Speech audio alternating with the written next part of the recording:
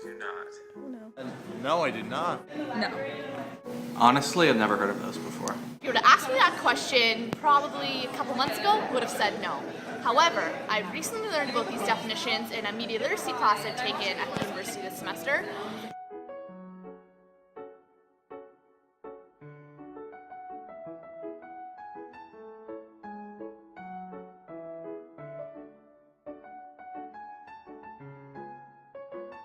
Didn't even know that existed, and in all honesty, it's kind of a good thing because they know what I like, but at the same time, they're not showing me something that I might want to know later on. So, yeah, that's actually really surprising. I didn't even know that was real. I think it sucks.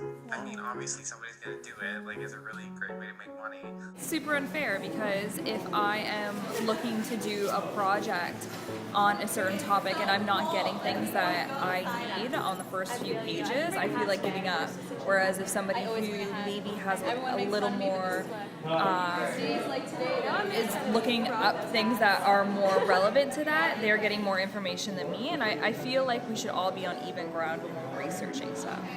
The internet is about trying to learn about new places and new things and new news items and things that we don't know about in our Western worldview and our mainstream media. I think the negatives are worse than the positive.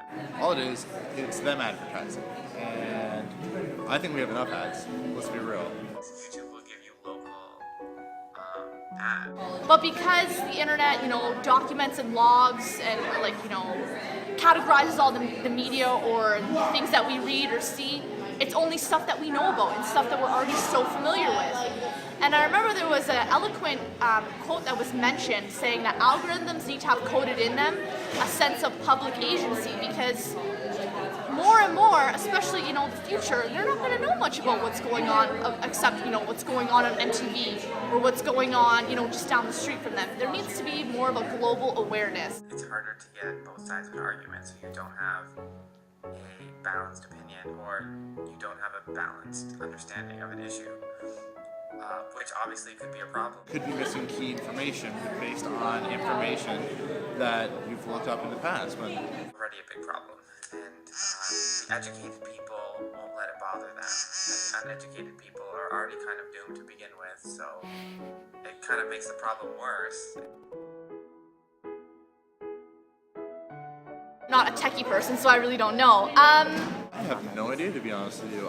Suppose we could be a little more knowing of what we put on the internet and share all of our interests and stuff like that. We should be more cautious of what we share online. So I think if we just take small steps like that, we could move towards creating an internet world where that stuff doesn't happen. I think the best that we'll get is maybe a couple improvements in privacy laws, and maybe people will be a little bit more aware and they'll be able to choose. Maybe there should be like a button, like a special button that's like, okay, like I want things only tailored to the things that I usually look up, or be like a scholar button. if there was a petition, maybe they would consider it, or even like make it optional. You can choose certain email web companies that don't do the same sort of data mining that Google does. So you can do that, but I don't think there's a lot of people care, and I think it probably is gonna get a little bit worse.